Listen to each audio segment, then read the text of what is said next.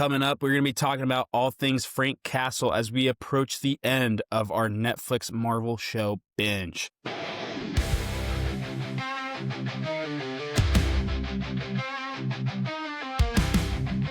Hello, everyone, and welcome to this Sacred Rewatch. My name is Ethan Bronson, and this is where we are rewatching every project in the MCU in chronological order, leading up to the big one, Avengers Doomsday. We're almost at the 1 year mark, thankfully. We thought we already hit the 1 year mark 6 months ago. Not the case. This is where we are watching everything so you don't have to, including these Netflix Marvel shows. This one, you know, there's going to be some debate, but there's some other shows, Iron Fist season 1 and 2, some of the Jessica Jones seasons, you know, some tough watches sometimes. So if you don't want to watch all that stuff leading up to Avengers Doomsday, just come on here. And instead of watching, 13 hours of a season of a Netflix Marvel show, just watch, at max an hour of content. I think that's a win. So today we are talking about The Punisher Season 2.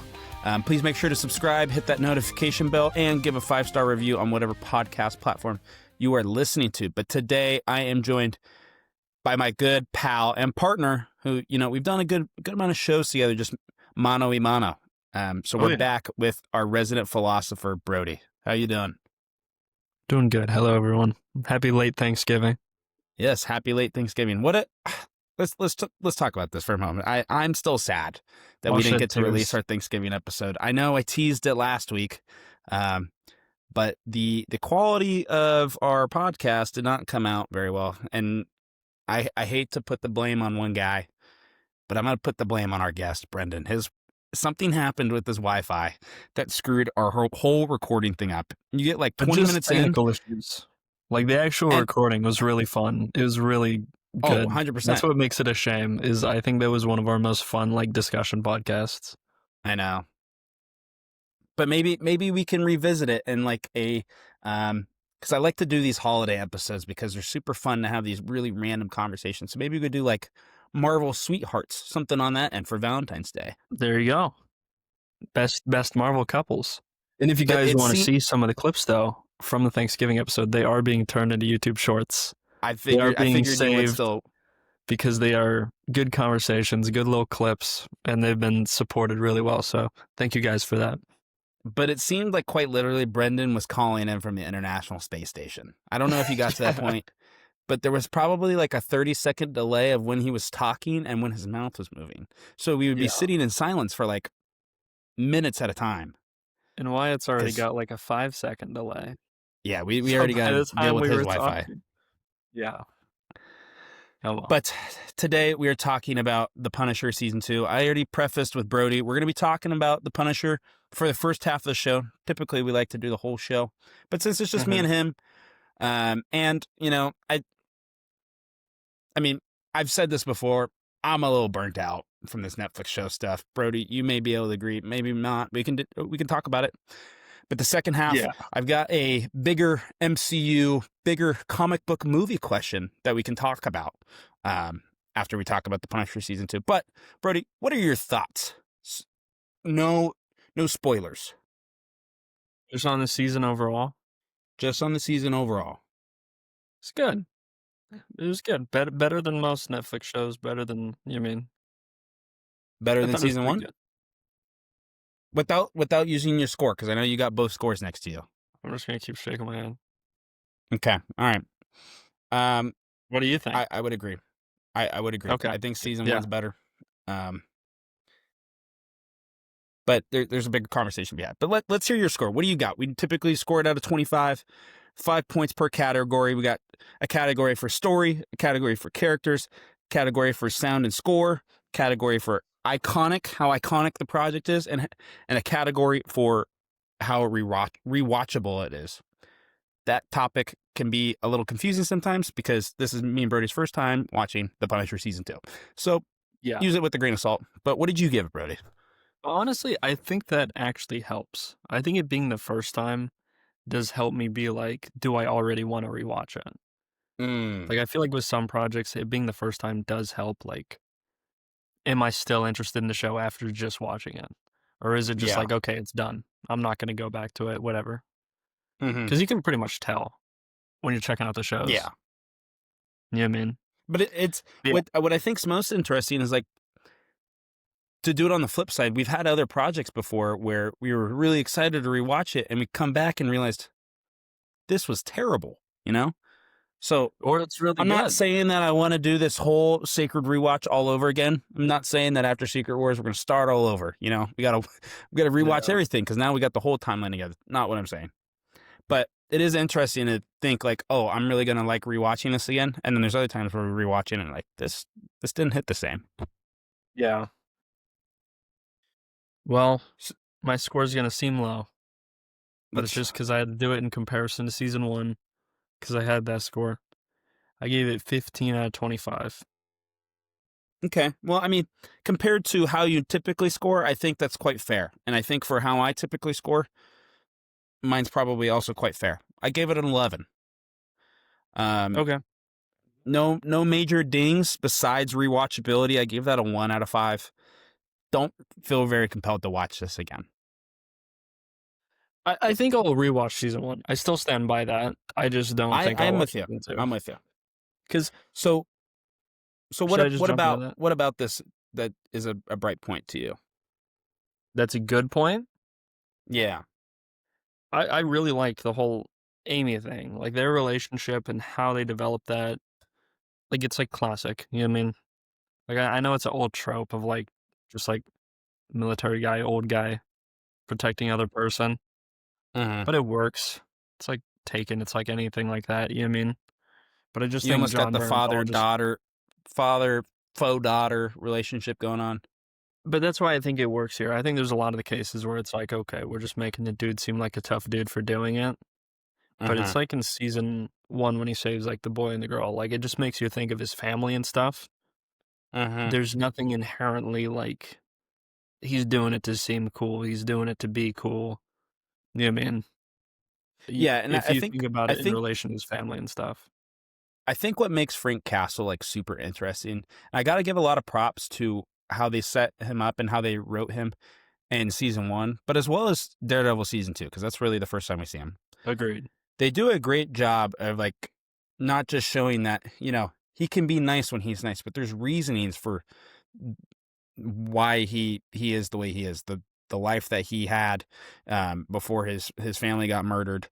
Um, and there's this I almost want to say this nice complexity to him that you can still see through every action he takes. So Yeah, I think the Amy relationship that he has really exemplifies and shows the different characteristics that he has.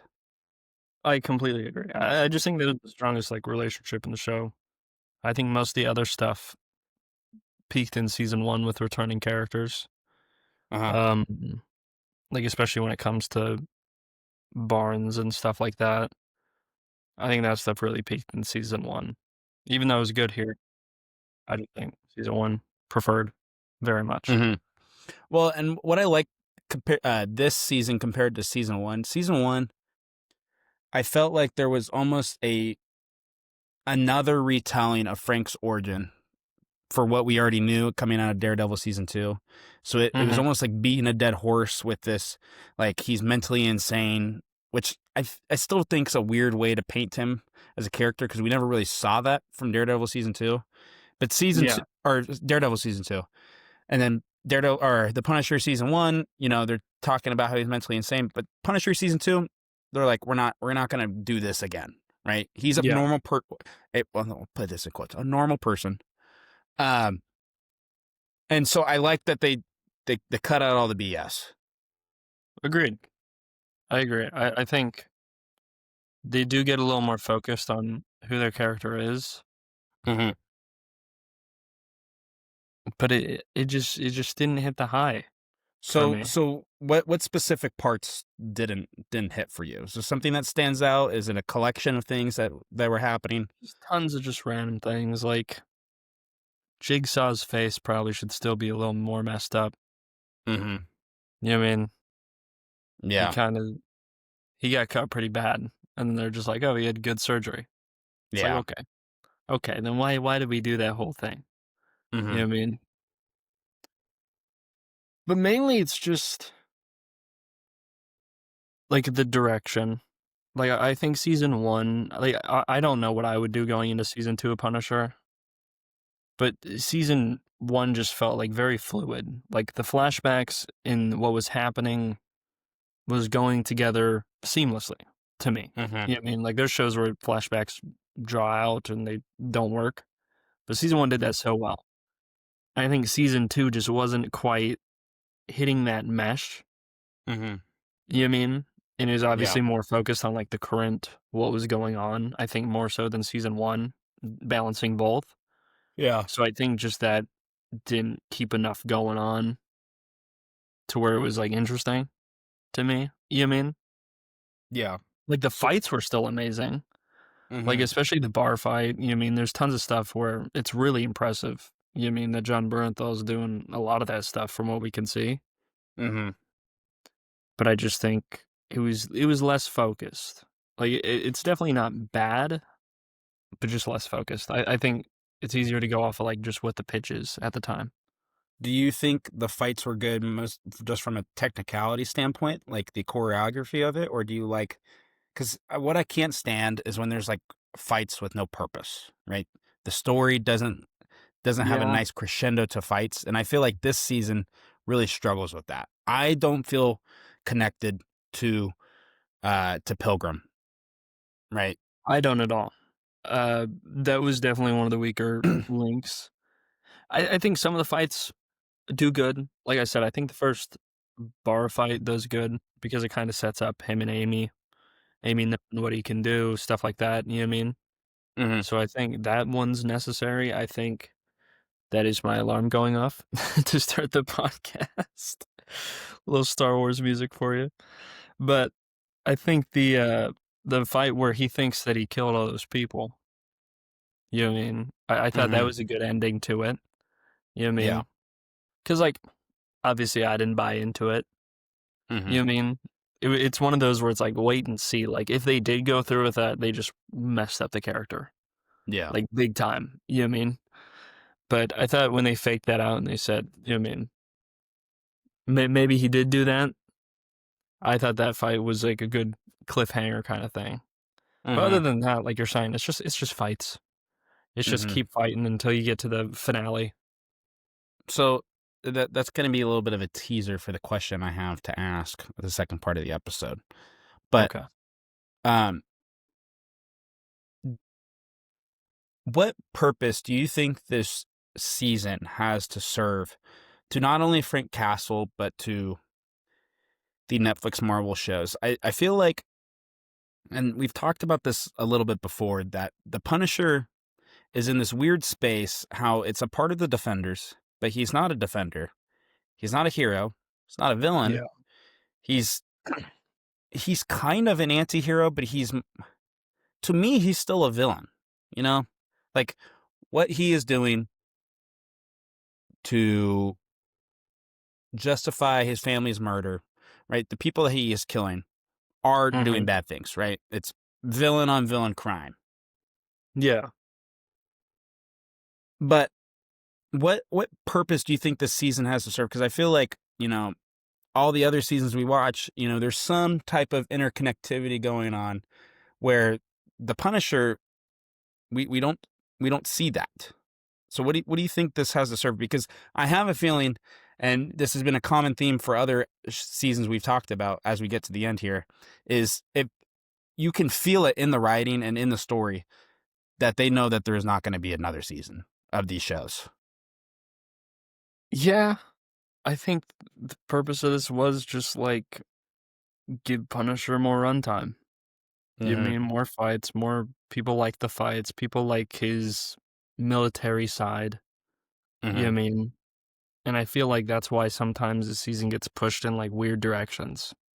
Yeah. Like, it was interesting being like, "Oh, he coulda killed those people," but, like, I think it was also like, "Oh, we need to do something interesting with the character." You know what I mean? Yeah. Like, I do get some of those moments in this writing. I don't know if this was Hmm. written before they knew they were gonna shut down, but it just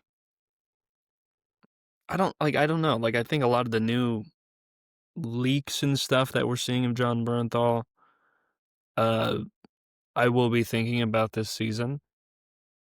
Well, I certainly was. It's something that I wrote down early on, and I don't know if this is a stretch because I've been trying to limit the amount of stuff that I've been seeing in the leaks. Because obviously, you get through this season, you realize Frank Castle's not dead, um, not close to dying, but you know that his story is going to continue in some capacity. Mm-hmm. So I was noticing that the use of his van becomes a lot more prevalent, at least that I noticed in season 2 versus season 1. Wasn't really looking for it in season 1, but from the leaks that I've seen, more prevalence of the van. I know the van serves a deeper purpose in the comics, and I know that there's some type of almost I want to say deeper connection. I don't know how much you've been looking into the leaks, and we'll try to keep it to a minimum and talking how vague we are. But do you know what I'm talking about? I don't know about the comics, but I do know like pictures and stuff from new Yeah. stuff. A lot of pictures with the Punisher in a van. That's all I'm saying. Whoa, whoa, whoa! No, I'm just kidding. Yeah, it's just I don't know. I'm worried with leaks. Again, I'm not going to say because if you've seen it, you will know what I'm talking about. But with leaks, I'm worried that it may be retreading some things from season 2, Agreed. which is interesting. Because like at the same time, season Are we 2 talking doesn't about seem like this? it. How this relates to Stranger Things season 5? Is that what we're talking about? Yeah, that is what we're talking about. Speaking of, I'm probably gonna watch this after this episode. You're gonna watch Stranger Things season 5? Yeah, I am. There you go. But that's all we're gonna. But yeah, no, I'm just interested to see. I have a video that I'm working on for the channel, and I'm just gonna talk about it here. But it's about. Give me a teaser. We haven't talked about what you Okay. got going on, so this is a good time. So I'm working on this a episode is standalone kind of like video. whatever, but still focused around the Punisher. Exactly. But it's like about character rewatches. It's something that I do with shows and franchises because it's hard to watch all the stuff. So sometimes I just narrow it in on one character. Mhm. And in that video, I have very bad Marvel examples because Marvel characters are either just like flat, like they don't really go crazy. This affects their next appearance. This affects their next appearance. Usually, you mean, usually it's not that crazy. Or it's just they're in too many movies and things together. Yeah. But with the Punisher, I'm thinking like if I were to rewatch all the Punisher stuff, would it seem fluid? You know what I mean? Are you speaking about like if you only watch the episodes that the Punisher is in Daredevil season 2, or you'd watch the entirety of Daredevil Just season 2? everything like Punisher's in. Like that's how I do character rewatches. Like I do it for Star Wars and Marvel. I was gonna say I feel like for Mainly Star Wars it'd almost be more interesting. Star Wars is much more interesting, and I get into that in the Because video. it doesn't have that much fluidity in terms of like the content that they're in. They do a nice job of like Easter egging, which Marvel used to do a really good job of, but now they've kind of gone away from it. And because Star Wars goes back a lot. Marvel's been pretty continuous. They go back sometimes. But with Star Wars, it's like they're filling in the gaps all the time. So when you do a rewatch and you get the context, it's pretty good. And you can do planet rewatches. That's something I do. Like watch all the episodes that take place on this planet, and you're like, oh, this war happened at this time, and then this, you mean? That stuff's fun. But with Marvel, it's just difficult. And I think doing that with the Punisher, I feel like it would be a roller coaster. You know what I mean? Like, I think the start of it is really fluid. Daredevil in season 1. I feel like it would kind of be flat feeling during season 2. Yeah. And then we'd have to see with some of the newer stuff that I haven't seen. It's interesting you say that because I was super excited to watch The Punisher season 2 because I think I expected I was going to feel differently about his character going forward. Because like obviously we've got all the Spider-Man, Brand New Day. I was trying to remember the new title. Yeah, a lot of Spider-Man Brand New Day news going on because and he's supposed to have his own Disney Plus thing. Yeah, it's weird that there's so many rumors about it. They've even wrapped filming, but they still have never like officially announced that it's happening. So going into this, I was like, oh man, I'm super stoked to like not necessarily learn more about Frank Castle because I feel like even going into this season, I have a good Yeah. idea of his backstory, right? There's Yeah. really not much to it. He's a vet, that his family's dead, and that he likes taking on bad people. That's really all you Yeah. need to know. So I thought Exactly. going into this, maybe, hopefully I, learn a new nugget there. And I didn't really feel that way. I still feel like I'm missing a part of his story going into his future projects. Or a development, like, Yeah. because like you said, like, this season's just kind of, "Oh, there's a new bad guy, Uh-huh. and he's protecting a new person." Like, this feels like a side story.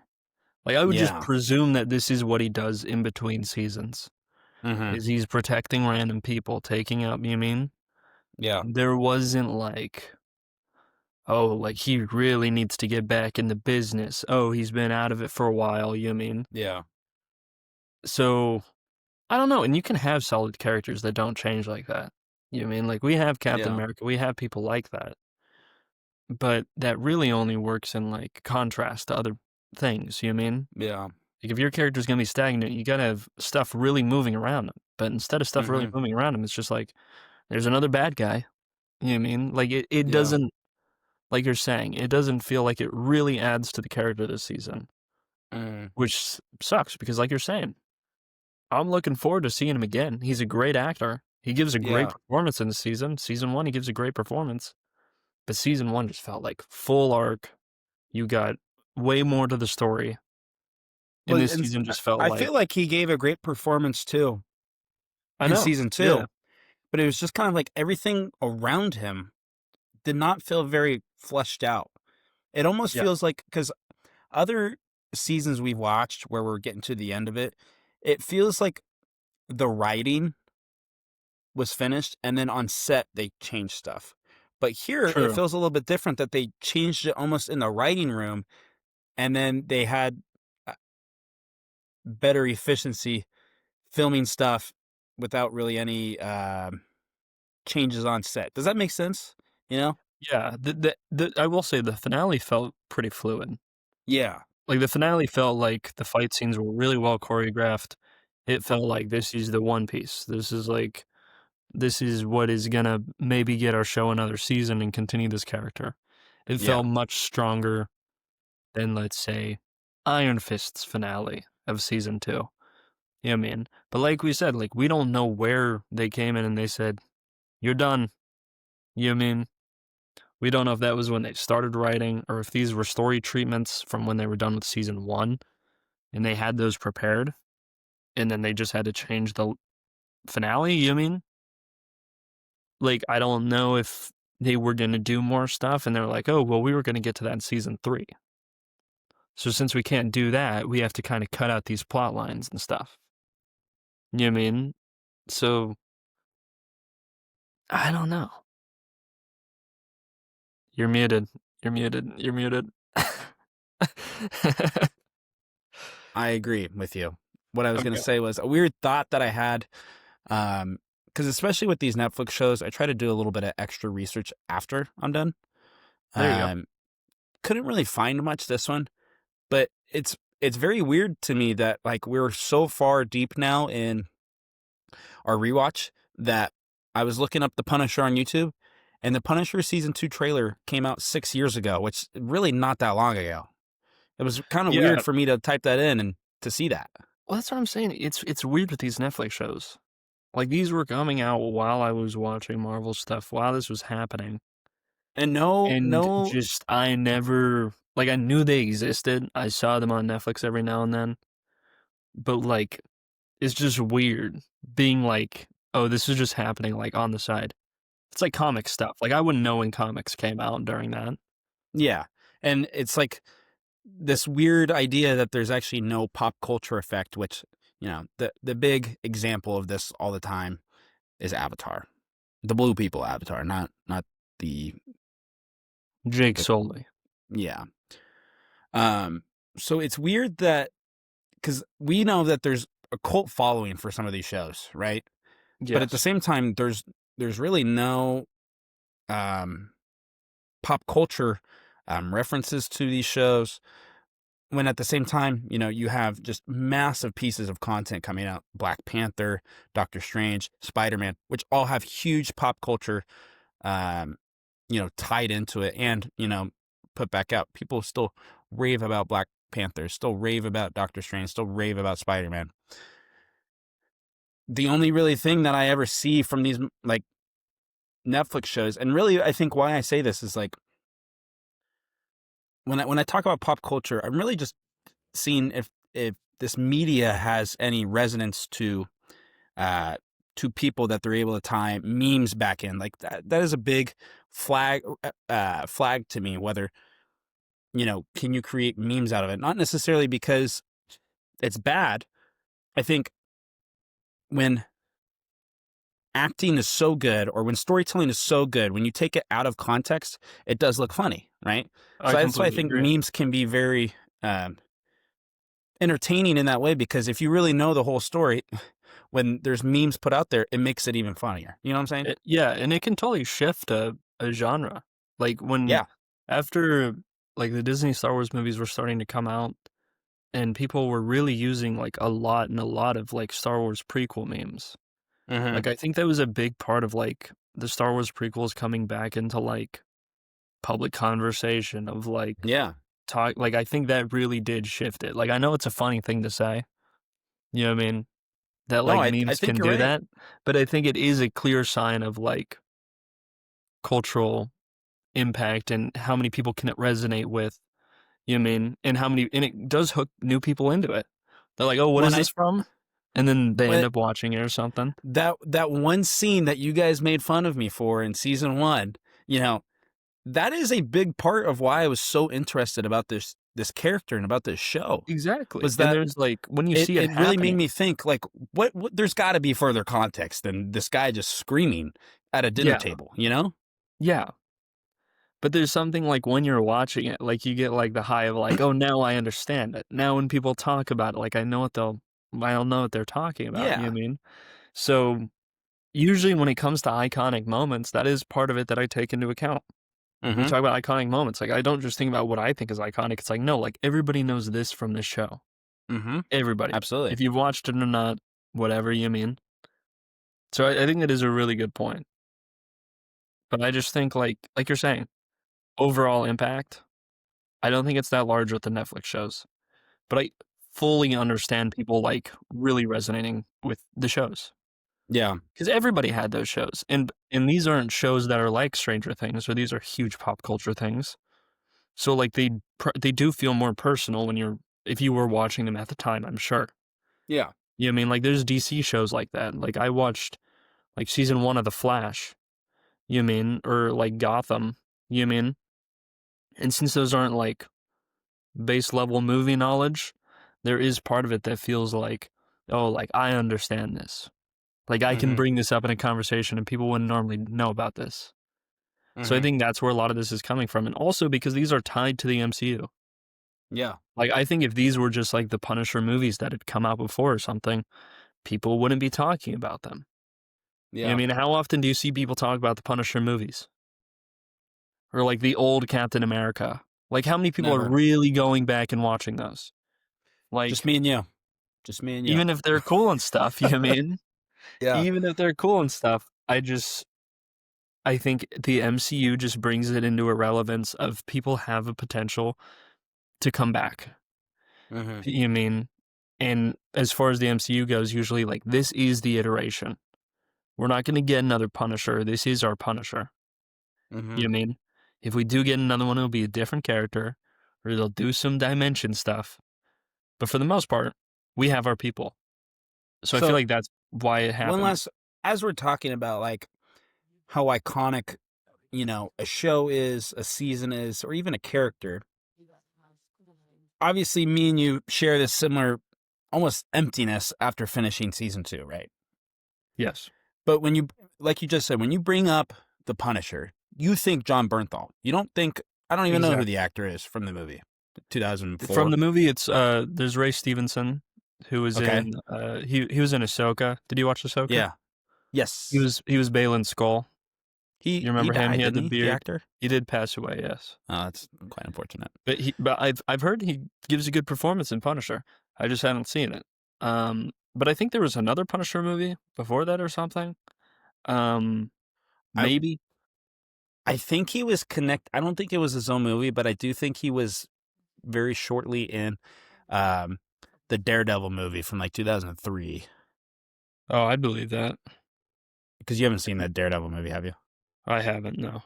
I've seen it. Or the I Electro movie. very vaguely remember a Punisher being in it. But my point is, when you say the words "the Punisher" in 2025, you think John Bernthal. Easily. But my question is, why? We've only been, in my opinion, we've only been blown away by, truly blown away, because I feel like sometimes that can be overused. Truly blown away, Daredevil season 2. So do you Yeah. think people would feel the same way if the Punisher shows didn't exist? Or do you think that still plays a role in why people feel that way about why John Bernthal's Punisher Like, is so iconic? if he was still in Daredevil season 2? If you would, let's use the example, like, do you think these 2 seasons of the Punisher were important for John Bernthal's role in pop culture, that he is the Punisher? I think one season is. Season 1. I think season 1 is. So I you think don't think season 2 plays a role in that at all? You think if there was no season 2, people would still feel the same way about John Bernthal being the Punisher? I don't know what the public look on season 2 is.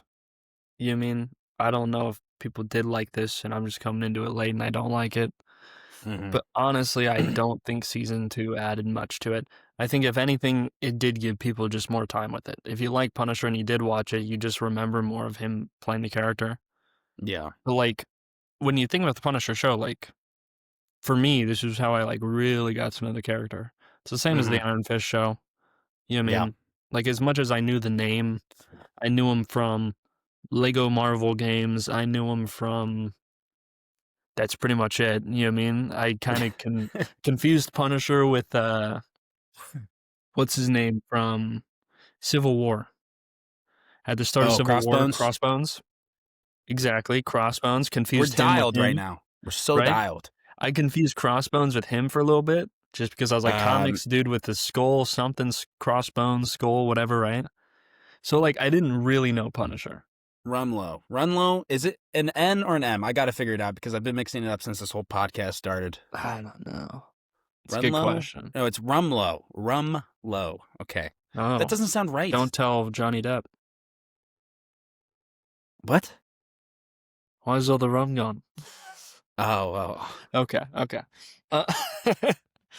Hey guys, I just want to take a moment to thank our sponsors. This episode is sponsored by Effortless Expeditions, a Disney-centered travel agency, here to help you plan your next Disney vacation. Contact them today for a free, no-obligation quote. Wherever the destination, they make the experience truly effortless. This episode of the Sacred Rewatch is also brought to you by Bronson Made, a digital marketing and branding agency that helps businesses grow and stand out. With the idea of our canvas, your story, Bronson Made makes the creative process simple, collaborative, and effective. Find out more at bronsonmade.com or follow them on Instagram at bronsonmade. Brock Rumlow. Yeah. They kind of look alike. I'm not going to lie. Well, I just knew, like, Crossbones, you mean? But yeah. Yeah, I don't know. Like, this is how I get to know this character. Like, even just pop culture wise. Like, people are like, hey, this is from the Punisher. This is from the Punisher. This clip's from the Punisher. This, you mean, whatever. People saying that he might show up again. It's the Punisher. Like, it's always John Bernthal. I think he is, I don't know, you just believe him as the role. You mean? Like, when it cuts back to the military flashbacks and stuff, like, you believe it. And I think that's a big part of it. You mean? Yeah. Like, I think any of these roles, you just have to, they're like caricatures. Like, you have to be able to look at the person, just know what they're like. You know what I mean? Yeah, absolutely. Like, I feel like I could just look at him and I'm like, okay, this guy doesn't seem as morally correct as Daredevil in a suit. You know what I mean? Or I'd look at Tom Holland and I'd be like, Tom Holland seems like a younger, nicer guy than John Bernthal looking angry. So I kind of feel like you kind of just got to go just enough where it's not like over the top, but just enough where like you are kind of like a caricature of like what you're representing as a character. Mm-hmm. That way, when you get brought in later, it's like, if we need this type of character, bring him in. If we Mm-hmm. need someone to really be like, oh, what's your morals? Bring in the Punisher.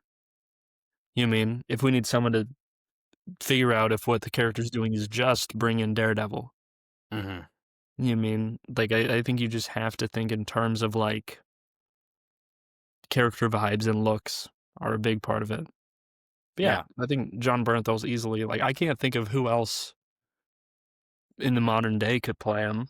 Like, it would have Well, to be like and some I don't think it's unknown. necessarily because I am not really a fan of fan casting. I think the biggest, I think I can say this without really spoiling anything. John Krasinski. Everybody was throwing his name around about playing Reed Richards. I was like, that is the smartest idea you could ever say. Right. Saw it in person. I was like, yeah, I'm good. He had his 5 minutes. I don't need to see him again. So Taps after down his that, I one. was like, you know what? Maybe because I feel like the executives at Marvel were kind of just pleasing the audience, right? They didn't really feel passionate about it. So after Yeah. that, because I feel like for the most part, Marvel has done a fantastic job at casting. Like they really Yeah. haven't gotten one wrong, to be honest. And then Sony's a little That's a different one. here and there. Like Talking about Venom's good. Marvel Studios, Venom's Kevin good. Feige, huh? Yeah. Venom's good. Yeah, yeah, Casting. yeah. But no, I completely agree. The person that does casting for Marvel is amazing. And Hmm. how they move people around and save people for later. I think they know what they're doing. It was the same lady for a long time. I don't know if she's still doing it. Yeah, I'm not sure, but I think especially they knock it out when they're not exclusively. And maybe this is the issue that maybe the one part of casting Marvel's not good at is casting, the absolute A-listers. We don't need to see our favorite celebrities in these projects, right? Let's I be completely agree. creative. And I think they've done a great job, and I think that's why John Bernthal is such a good part for this role because to me, John Bernthal, obviously he's got his other great roles that he's in, but to me, he is the Punisher. But that's why I appreciate him coming back so much. Yeah. Like I don't know if he reads over the script and he chooses if he's gonna do it or not. But like he comes back, and that's kind of the problem with a lot of these people is they get picked up after Marvel and they're like, you know what I mean? I'm not gonna Yeah. come back, and that ends up like really affecting like the budget of the big movies and stuff. Elizabeth You know what I Olsen. mean? No, I didn't say that. That wasn't me. I didn't say that. Which ones does she reject? I'm just saying she Because doesn't she's come back a lot. she has, but I this is the last thing I'll say before we get to the break so we can talk about our next segment of this podcast, but I think it's very important for actors to like the idea of their character. I don't need the actor to be fully in the know about Marvel. Really, Agreed. the only actor that I know is like a MCU freak is Kamala Khan. Iman Vellani. Yeah. She big MCU fan, right? So she obviously loves the role. She loves getting into it. But, other actors who aren't necessarily huge MCU fans, but every single time they they read through a script or they get into a project, they know that it's going to be good. They're going to make the tweaks. Tom Hiddleston does a great job of that. Benedict Cumberbatch does a great job of that. Those actors, Yeah. they love the character. And they don't really care about the MCU, but as long as the character fits what they're comfortable doing, that shows. And I Yeah. think John Bernthal fits in that category. I completely And agree. I think we talked about this before, but like John Bernthal, he's actually like one of the nicest guys ever, and he plays just this vicious Right. character. So I Well, think that's really important when you're because not only do you need to pick an actor that fits the character you're trying to play, but you also, the MCU's what, almost 20 years old now? Like, that's crazy to think about. That's crazy. But now you have this whole history, and you need the actors to be comfortable saying, "Hey, I know you're signing on for this one movie, or maybe even 2 movies or 3 movies, but hey, you need to be comfortable with this character because we may continue to use them for the next 10, 15 years." Yeah. Well, I mean, we'll see how that goes over with DC. Like, I get a really good sense of that over there too. Like how Corn Sweat talks about Superman, and how Mm-hmm. he's like, "I'm ready to play this for that amount of time. I'm ready." You mean Yeah. like that's the decision you make when you accept the casting thing. Mm-hmm. Like, because I mean, you can be recast, but like that's not fun for Not anyone. not Superman. I know, but it's just not fun for anyone when a recast 100%. happens. 100%. Like if and the problem is I feel like people just accept it because they're like, "Hey, I should do a Marvel. I should do a Marvel." You know what I mean? People would know me from there. I should, it's at my point in the career, I should just do a Marvel movie and be done. And then it's like, okay, get it guaranteed that your character dies or do not do it. Yeah. Like, if you cannot hold out and keep doing it, but then there's just tons of scheduling conflicts and stuff like that. It's a Whereas, much like, more even if you complicated want to do issue. it, it's And a I think me huge and thing. you acknowledge that and appreciate that. So then when we do have these actors like Tom Hiddleston, Benedict Cumberbatch, John Bernthal, I mean, the list goes on and on and on. Yeah, Iman Vellani. So when those actors do come along, like, it's really, really cool that we're able to experience that, you know? totally agree. So after the break, we're going to be talking about, do mature projects, rated R projects, really enhance the viewership experience in comic book movies? Or would something like The Punisher Season 2 maybe have a better story if it was PG-13? Because it would have to be under the confines of the mature audience. So we'll be back in just a moment. All right. We are back, Brody. Had our little water break. I'm going to ask you a question. What is this? Can you see the top of the cup? I can. Does this remind you of anything? Kind This of is not looks MCU like. related, by the way. Oh, what? No, this is It's just, not MCU related? it's not MCU related. I kid you not, I thought that was Galactus's head. It does kind of look like Like, I Galactus's head. literally, like, I could see the little handle on the side, and I thought it was the little. That's super That would funny. be pretty cool, wouldn't it? Right? You just have the handles on either side. That would be sick. I wonder if that was the Fantastic Four popcorn bucket, or if it Are was you? Herbie or I'll something. tell you what this is. This is Disney Parks, Oh, the okay. water park mug. Side question though: are you a big popcorn bucket guy? Like the big ones that they're putting out these days? No, No. I've never been a popcorn bucket guy. I just don't know. I don't know what I'd do with it. Like, I got the Star Wars Land cups, Yeah. and they're cool, but like, I feel like they just, you mean, they get buttery, and I don't know. I like themed cups because I feel like I can always use a fun cup. You know. Yeah. But and I'm not here if you're watching this and you're a big popcorn bucket guy. Hey. I'm not here to poop on your parade. But like, what are you doing with your popcorn buckets? Are you just looking at them? Yeah, they're just souvenirs and stuff, I guess. But Well, a lot of them are starting to become very toy-like. Like they can only hold like 5 yeah, kernels of popcorn. You know, I think the Galactus one was like that. Like it was yeah. the compartment for popcorn was so small. The Mission Impossible one where you have to like solve a code, I'm like, you're doing too much. Just go down the toy aisle. You guys will be amazed at what you can find. You know what I mean? Exactly. You But don't need to look for that in a popcorn bucket. the best popcorn bucket, like the Dune one was funny, right? Obviously, we're not going to talk about why it was funny on this podcast. Yeah. The Deadpool and Wolverine bucket was hilarious because it came out right after the Dune bucket, Yeah. which I think would make it even weirder if I bought it because you're having that Wolverine head with his tongue sticking out, and you're Yeah. like, imagine if I had that right behind me, just looking at his tongue sticking out the whole time. It's a Yeah. weird thing to have on your shelf. But what if they have a really good Doomsday one? Like what? Give me an example. I'll tell you if I'll Just buy it or Doom's not. head. No. What if it looked cool? 2012. You know what'd be a cool one? I would be interested in buying a Tesseract popcorn bucket. Oh, that would be cool. It's very simple. I just need a blue box that lights up, but you could put so much popcorn in there. At that point, well, you couldn't put that much unless it was larger than that Tesseract actually is. Like, at that That's point, I true. would just That's want true. the Disney World Tesseract. Like, I would just want Loki's to have the scepter. actual You could one. put one piece of popcorn on the In the top. middle, it just hovers. All right, this is not what our second The half of the little podcast was Guardians here of to the talk about. We're not Galaxy talking about popcorn buckets. That was just a Guardians of random the question I Galaxy had. ball. Yeah, That'd be the good. orb. Yeah. Okay, so Anyway. deeper question I had about popcorn buckets. I'm sure we could probably keep talking about popcorn buckets for another 45 minutes, but Right, that's not podcast. what we're here to talk about. So, as you can tell from the first half, I turned my hat around. I'm getting a little edgy here.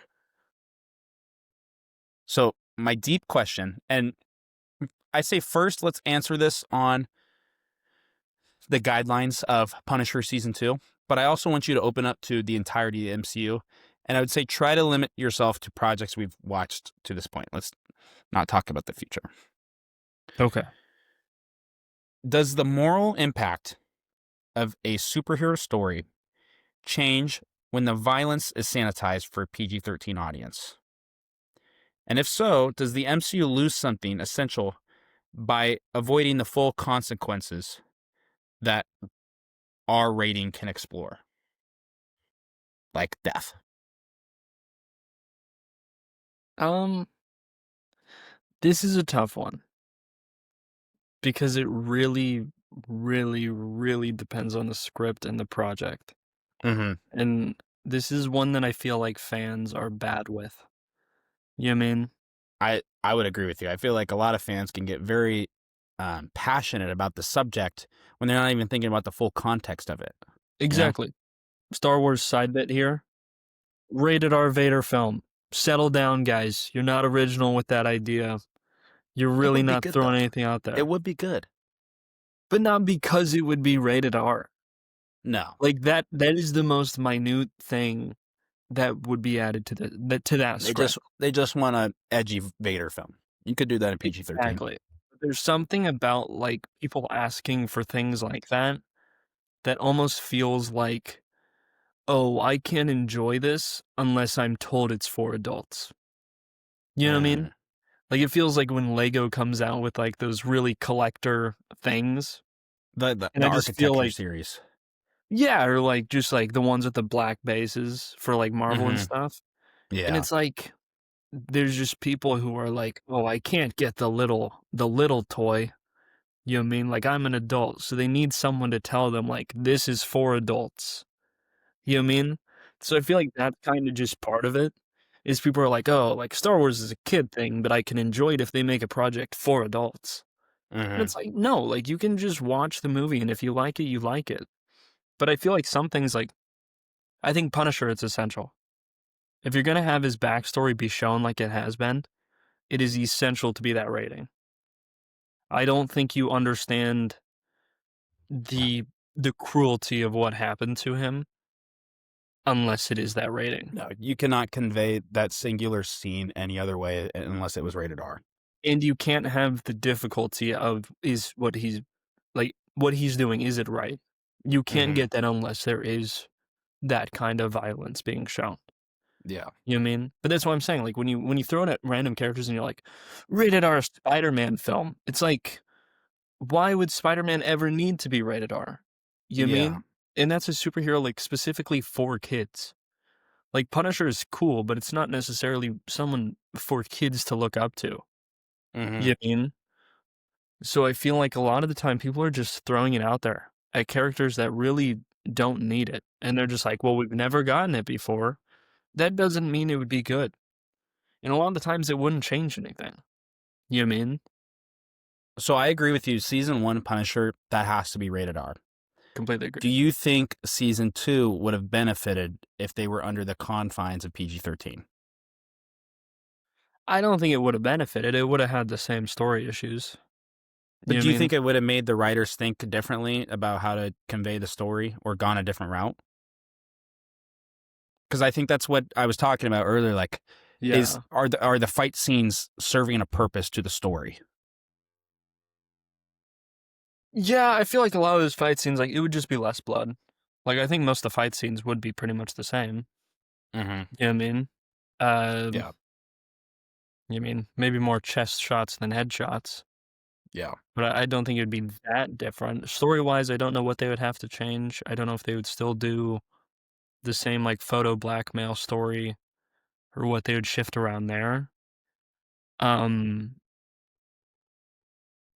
but yeah, like it really comes down to story. Like we never come out of these shows being like, I love how gruesome this thing was. You know what I Mm-hmm. mean? Like you don't always need that to show like this person's hurt.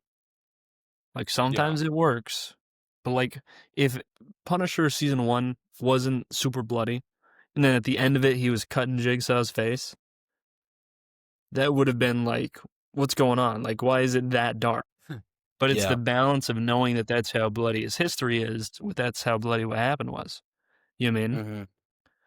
But I do think there is some projects which could have used a little bit more maturity. I don't know if that would include raising the rating. You know Mm-hmm. what I mean? Like this is a future project. Can I bring it up though? Yeah, I was gonna say we can talk about future projects as long as we're vague enough. We're not spoiling Okay. stuff. This is kind of just about the character overall though. Um, I feel like in a lot of the pretense that we get for Black Widow early on in the MCU, very dark history. Mm-hmm. And I feel like once we actually get around to her story, we are kind of beating around the bush. Like it is a really fun adventure family movie with Mm-hmm. some random dark scenes in there that kind of throw you off because the rest of the movie has mostly a lighter tone. Mm-hmm. But like I feel like that is one story where maybe it would need the maturity that would end up pushing it to that rating. Mm-hmm. Just because of the stuff that we know about our character. As Yeah. much as I do love that movie as it is, but I think there's another world where they do a much more mature story with that that feels much more connected to previous MCU mentions of her.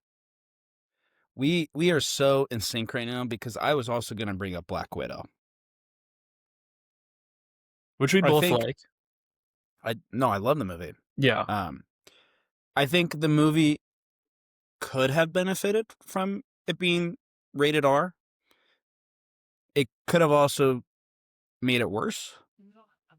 But I think, and this is how I feel about Black Widow as a whole, and specifically Natasha Romanoff.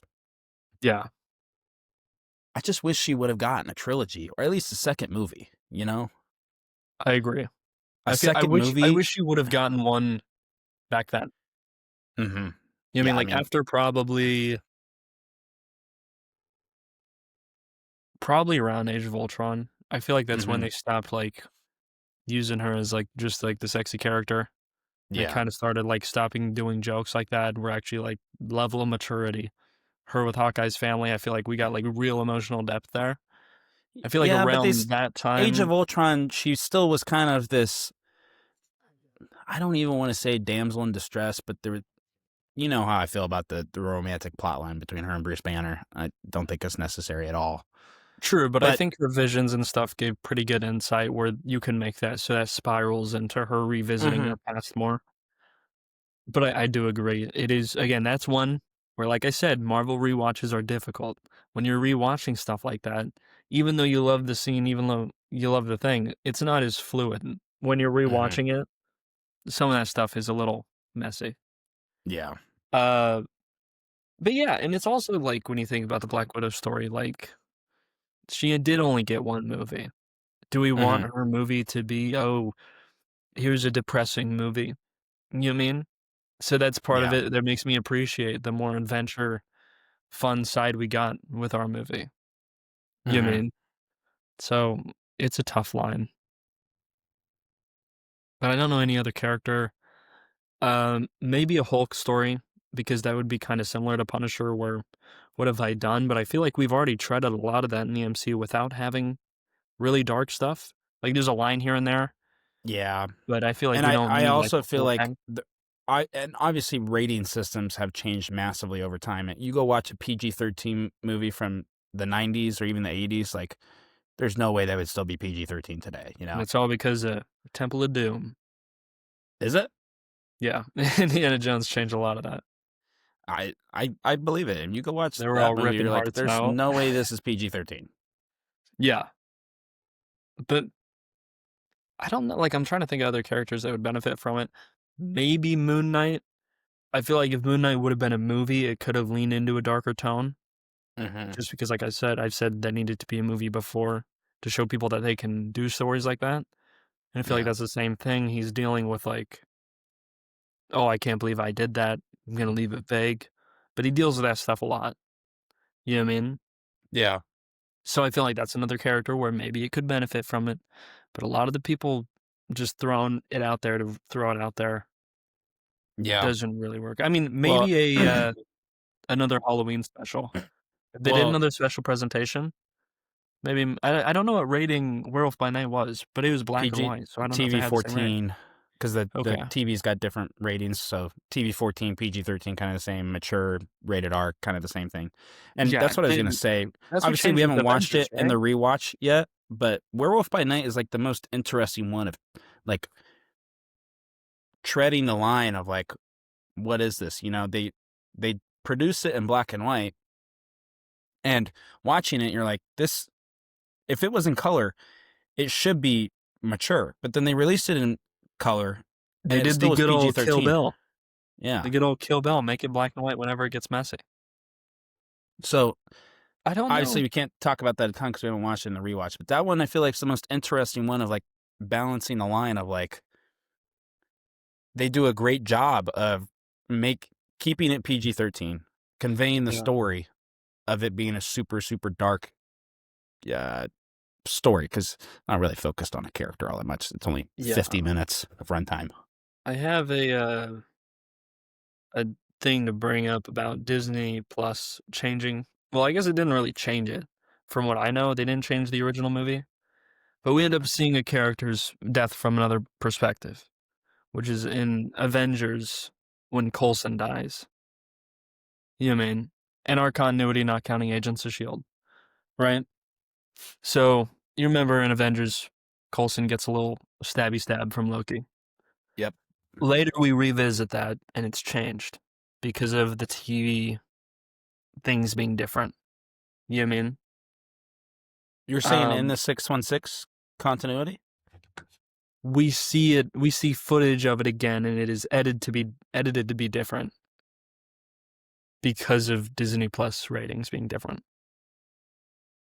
Is it Loki? Yeah.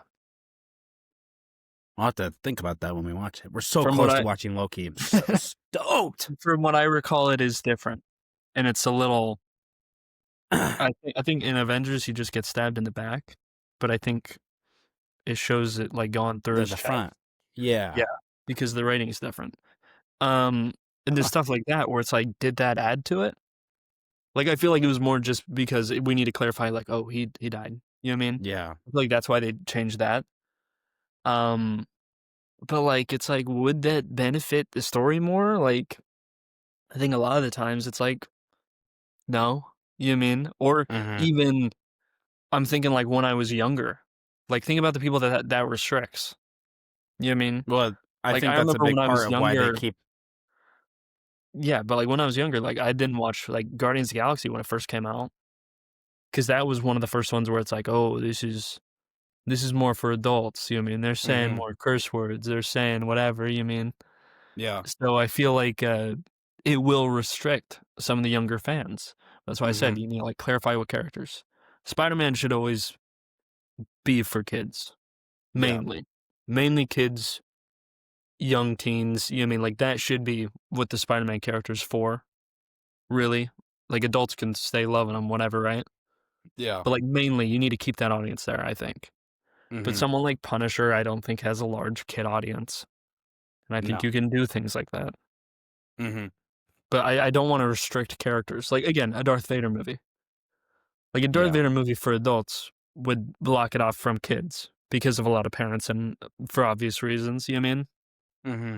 So I feel like that's another thing that you got to take into account, Yeah, even and though you're like, it's for adults. Like you're I think that's blocking kids something that out. you have to give Marvel and Disney credit for in the last 5 years or so, really since COVID. Obviously, The Hmm. Punisher was pre-COVID, but they leaned more into, not every project is going to be for everyone. So I do have to appreciate that because they did come out with very interesting content, more mature content, and also let's think about simpler or not simpler, more kid-friendly content. I think Miss Marvel was the first one to be PG.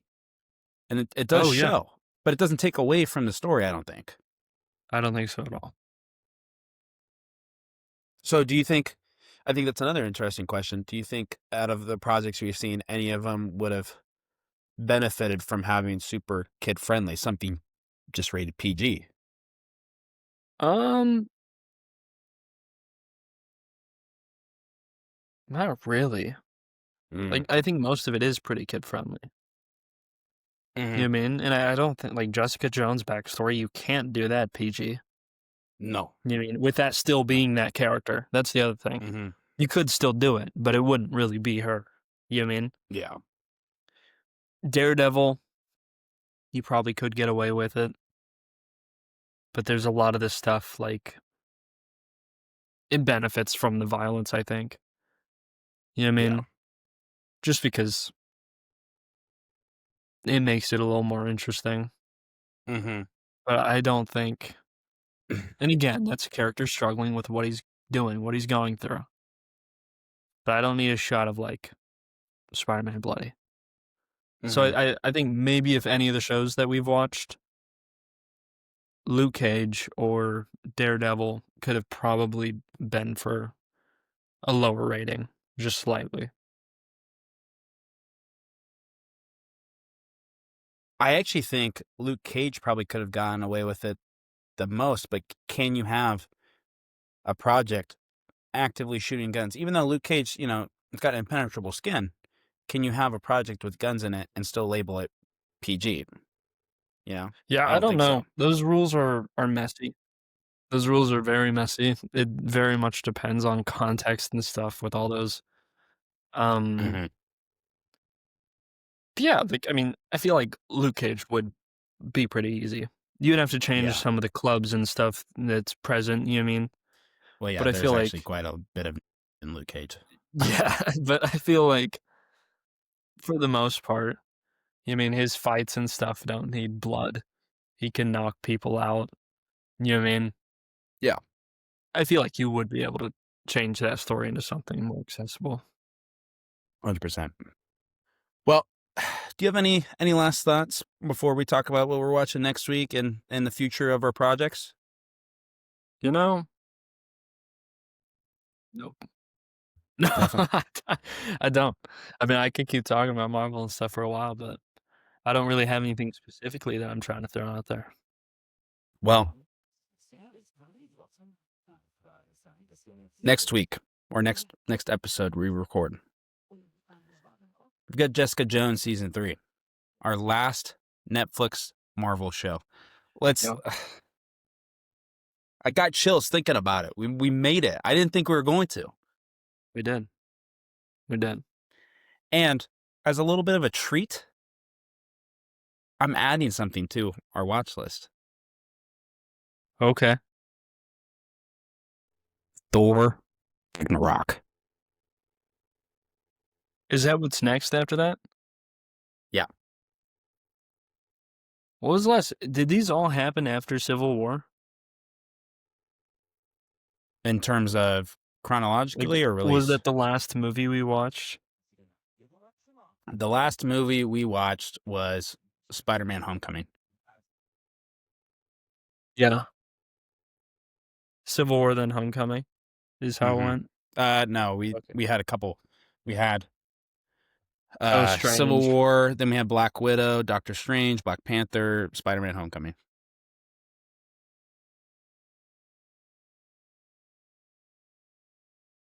We watched. Yeah, wait. Yeah, okay. It's a mess. It's a mess, It was dude. so long ago. It was so long Yeah. ago. There's just so many episodes of shows. I was like trying to keep track of it. Yeah. To give you some context, our last movie we watched was back in September.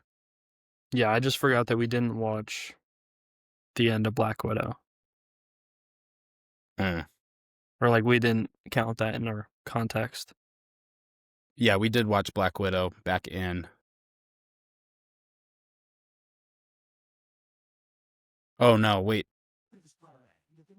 When did we watch Black Widow? Oh, we watched it. It was the first movie after Civil War. Yeah. Yeah. But like I said, we didn't So, count the ending. So like that's how that worked. Oh, That's what was throwing me off. I was I know like, what you're wait, talking but about that, yeah, I was like, what? But now it makes a So- little more sense. We got Jessica Jones Season 3, last Netflix Marvel show, and Thor Ragnarok. After that, we only got one more week after that where we're watching Ant-Man and the Wasp and Infinity War, which finally takes us to the end of part 4. Feels like a long frickin' time since we got to the end of a part that I've been splitting up. Yeah. So we're gonna ramp it up again, not in terms of watch time, but in terms of story. There we go. We're going to be getting back into it, dude. I'm not that sentimental about the end of the Netflix Marvel shows. I'm sentimental about, these fun conversations that we've had that really just trying to figure a way to talk about it for an hour or so. But yeah, not in terms of the watch. I'm happy to get some of my week back. I agree. So, any last thoughts before we wrap it up? Stranger Things time. It is Stranger Things. I still got to finish watching. Well, that's going to do it for this episode of the Sacred Rewatch. We hope you enjoyed diving back all over the timeline with us. New recap episodes are coming out every week leading up to Avengers Doomsday. We are about 370 days or so until Doomsday. Wherever you are in the multiverse, thanks for making the Sacred Rewatch part of your journey. For all time, always. See you guys.